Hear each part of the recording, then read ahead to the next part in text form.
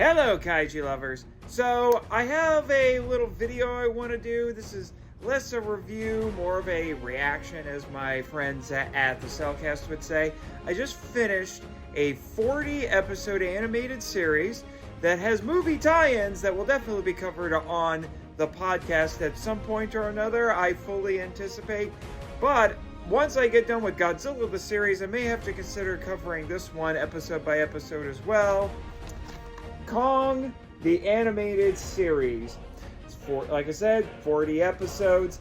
And it's interesting because I'm pretty sure, for everything I've read, has said that this show was made in one form or another as a response to Godzilla the series. It was released in 2000.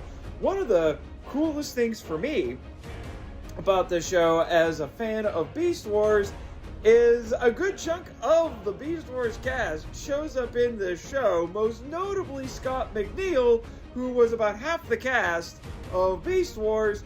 He's a bunch of characters in this show, including Kong himself. So yes, Rat Trap and Dinobot is also Kong, because they didn't just use stock roars or whatever for Kong. No, they had an actual voice actor do the voices for him, which I actually think is a really cool idea. So, what are you looking at with this show? Well, I think it's one of those cases where they claim the novelization to get with it, so your mileage may vary on if it's official or not. It's a little dubious, obviously. I've done a little mini episode about that on the podcast feed. It's called The Convoluted King Kong Copyright. Go listen to it.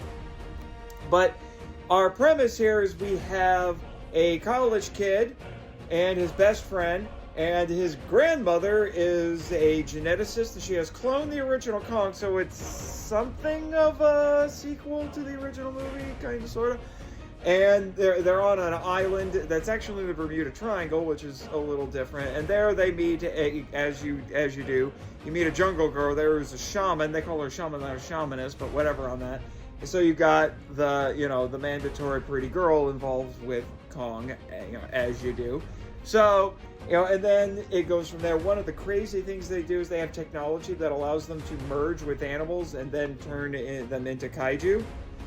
At which he does with Kong to, basically give him a bit of a power-up. So, it's an interesting little show, kind of wild at points.